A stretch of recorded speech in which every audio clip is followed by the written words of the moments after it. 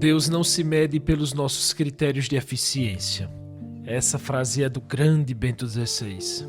E eu quis começar com ela porque nós vivemos no século da produtividade, da otimização do tempo, onde cada minuto deve gerar lucro. Mas Deus, meus irmãos, Deus é o grande desperdiçador de amor. E é exatamente sobre esse desperdício que o Evangelho de hoje nos fala. O Evangelho deste domingo é a famosa parábola do semeador. É um texto tão conhecido que corre o risco de a gente ouvir sem escutar de verdade. Mas antes de entrarmos na mensagem, reparem como o texto começa. Naquele dia, Jesus saiu de casa e foi sentar-se às margens do mar da Galileia. Pense comigo, meus irmãos, na geografia dessa cena. O mar da Galileia, que na verdade é um grande lago de água doce, tem margens em declive. Jesus entra numa barca e a multidão fica na praia. Imagine a cena, ele usa a barca como um púlpito, como uma espécie de palco, e a água como uma concha acústica natural, porque a brisa levava a sua voz até o alto da colina. Ali a multidão se aperta, vai se espremendo, tanto que ele sobe numa barca e passa ali a ensinar, com o povo sentado na praia. É uma cena bem concreta, gente descalça na areia, sol quente, o barulho da água. E Jesus começa contando algo que qualquer um daquela plateia conhecia de cor, porque era exatamente o trabalho do dia a dia deles. O que é que ele diz? Um semeador saiu a semear. E aí ele descreve uma cena.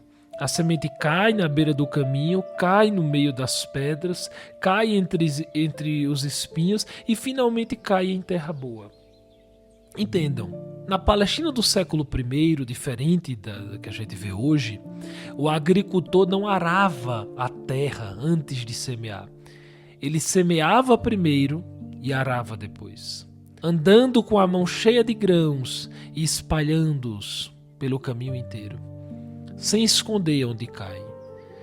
Por isso, a semente cai em tudo quanto é lugar. Cai no caminho pisado, no meio dos espinhos e também na terra boa. Não é falta de cuidado do semeador, minha gente. É assim que se semeava. Jesus, portanto, descreve a vida como ela é para aquelas pessoas.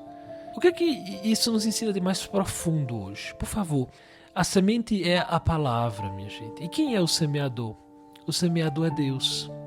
Aqui entra a maravilhosa e irônica ineficiência falada. Deus não faz cálculo de risco. Ele lança a sua graça sobre nós, independentemente do nosso estado. Ele não diz, esse fulano é muito neurótico, não vou gastar minha semente com ele. Não. Ele joga a semente. O amor de Deus é superabundante, quase irresponsável de tão generoso. Quem são ou quais são esses terrenos que ele lança a boa semente? O que eles representam, minha gente? Será que aqueles 4 terrenos são 4 tipos de pessoas diferentes? Não. Na verdade, esses terrenos são as geografias interiores que habitam cada um de nós. Vamos passar um por um, por favor, atenção. Primeiro, a semente cai na beira do caminho e os pássaros a comem. Veja, a beira do caminho é aquele terreno pisoteado, duro, impermeável. É o cinismo dos nossos dias. É quando ouvimos a palavra de Deus, mas nosso mecanismo de defesa bloqueia tudo. Eu já sei disso. Não, isso é história de padre. É a mente fechada pelo orgulho. E os pássaros? Ora, os pássaros são as nossas distrações. É o algoritmo do celular que come a palavra de Deus enquanto a gente rola o feed do Instagram durante até mesmo o momento de oração, até mesmo durante a missa.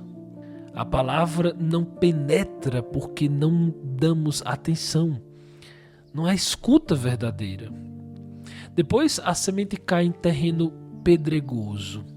Nasce logo, mas o sol queima porque não tem raiz. Reparem como isso se conecta com as nossas vidas. Isso aqui é muito presente hoje, a falta de profundidade. É a fé da emotividade superficial. É aquele católico de acampamento, de retiro, né? Porque chora no encontro, levanta a mão, arrepia-se com a música, faz promessas, faz juros de amor. Mas na segunda-feira, quando o chefe é injusto, quando a esposa reclama, quando a faculdade não vai bem, abandona a fé. É a personalidade narcísica que busca na religião apenas um consolo estético, um bem-estar. Mas foge do sol ardente que é a cruz. Não tem profundidade, não tem raiz, não suporta a frustração. Isso é uma coisa tão importante da gente falar. E continuando, a gente vê o terreno com espinhos. O texto original em grego usa a palavra merimna, que significa ansiedade. As preocupações do mundo, a ilusão da riqueza, é a nossa angústia constante por status, por boletos, pela opinião alheia. A palavra até entra, nós até queremos ser de Deus, mas somos sufocados pela ansiedade do controle. Queremos controlar a nossa vida e as dos outros.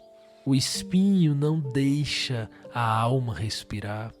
E aí, finalmente, a semente cai em terra boa e dá fruto. 100, 60 e 30 por 1. Vejam só, interessante porque a terra boa não é uma terra imaculada e perfeita. Para ser terra boa, a terra precisa ser ferida pelo arado. Prestem atenção nisso. Precisa ser aberta, precisa ser revirada. É bonito isso, é muito poético isso que Jesus utiliza. A terra boa, a terra que dará frutos, é uma terra que precisa ser ferida. Essa aqui daria só um episódio completo. A terra boa é a terra que precisa ser ferida pelo arado, que precisa ser aberta, que precisa ser revirada. A terra boa é o coração vulnerável, é a alma de quem diz: Senhor, eu sou fraco, mas eu estou disposto a mudar. Lembrem-se de Charles de Foucault. Ele foi um jovem rico, um jovem perdido em vícios, um verdadeiro terreno espinhoso e pedregoso a vida toda. Mas quando Charles de Foucault se deixou arar, se deixou ferir, sim, porque o amor de Deus nos fere, e quando ele se deixou ferir, arar, pelo amor de Cristo, ele foi para o deserto do Saara. Lá parecia uma semente perdida na areia. Interessante porque ele morreu sem converter quase ninguém. Ele não é esse espanhol, mas ele foi uma terra boa, e tão boa, que hoje milhares de religiosos vivem a sua espiritualidade. O fruto, minha gente, o fruto vem no tempo de Deus, no tempo do Senhor, não no nosso tempo, mas no tempo de Deus. Isso nos mostra que atenção aqui aos matemáticos, aos que trabalham com dados, com números, 3 em cada 4 solos nessa parábola aqui falham, não dão frutos.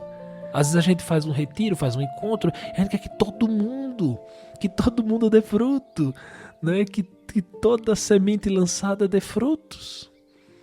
Na parábola de Jesus, o nosso mestre, o nosso Salvador, de 4, 3 falham. E eu acho que a gente acaba se acostumando a passar rápido por esse detalhe, porque ele incomoda. Nesse mundo de tantos coaches de produtividade, de tanta gente vendendo fórmula infalível de sucesso, até mesmo na evangelização, a gente vai sendo treinado a pensar que o resultado é sempre proporcional ao esforço.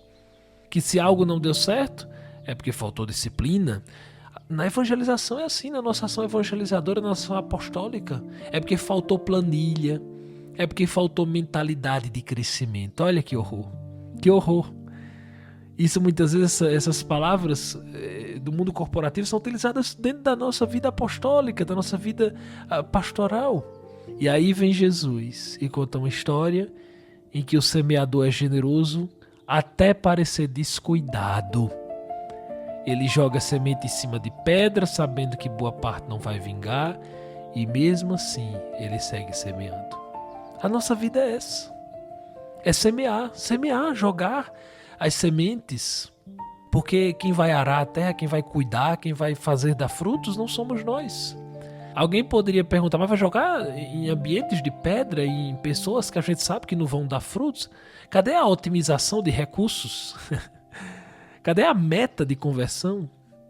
Deus, minha gente, Deus podemos dizer, na sua ironia, não opera como diretor de vendas, como um agente que busca que a gente alcance metas. Ele semeia com fartura. Ele semeia sem medir o retorno. Ele confia na terra boa que também existe. Isso me lembra Santo Isidro, o lavrador, o camponês espanhol do século XII, que virou inclusive padroeiro de Madrid sem nunca ter escrito uma linha de teologia. Olha que coisa. A tradição conta que ele começava o dia rezando antes de ir para o campo. E ele ficava rezando de tanto que atrasava tanto o trabalho com as orações que os outros lavradores reclamavam dele ao patrão. E aí surgiu a lenda, bonita, mesmo sem provar nada, de que os anjos apareciam para arar por ele enquanto ele estava ajoelhado. É bonita essa imagem, eu gosto dessa imagem, porque ela inverte a lógica que a gente tem hoje. Para Isidro, rezar não era perda de tempo produtivo. Rezar era a própria condição da terra estar boa. Antes de cuidar do solo, ele cuidava do que mais importa. E é aqui que está o ponto central. A parábola não é sobre técnica de semeadora, mas é sobre o estado do solo. E o solo, ao contrário do que a gente às vezes pensa, não é fixo. Aquele caminho pisado pode ser arado. Aquela pedra pode ser removida. Aquele espinheiro pode ser cortado pela raiz. A pergunta que o texto de hoje faz não é você é bom ou ruim, não é esse. Mas é exatamente que trabalho você está disposto a fazer com o próprio solo da tua vida. Meus irmãos queridos, façamos o exercício de identificar com honestidade, durante esses dias, qual desses 4 solos mais se parece com a nossa vida agora. Sem se enganar, dizendo que já é toda terra boa, como acontece muitas vezes. Mas identificar e escolher uma coisa pequena e concreta, por exemplo, separar 10 minutos de silêncio, sem tela, só para deixar que o que se ouviu vire uma boa semente. Cortar o espinheiro específico, né? Aquela preocupação que a gente sabe que está sufocando alguma coisa boa. Não é sobre virar a terra perfeita da noite para o dia, isso não é possível. É sobre tirar uma pedra de cada vez. Coragem, meus irmãos, confiança. O semeador continua generoso, mesmo quando a colheita demora.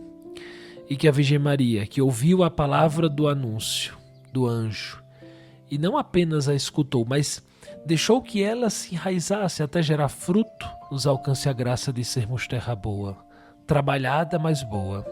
Que ela nos ensine o fiat, esse fiat que recebe a semente sem soterrá-la em pedra, nem afogá-la em espinho. Assim seja. Amém. Meus caros amigos, eu peço que você compartilhe o nosso podcast com aqueles que precisam ouvi-lo. Na próxima semana estaremos unidos mais uma vez. Peço que rezem por nós pelo projeto, pela campanha Uma Casa para Madre Teresa e que estejamos todos unidos. A todos vocês, um grande abraço e até o próximo episódio, se Deus quiser.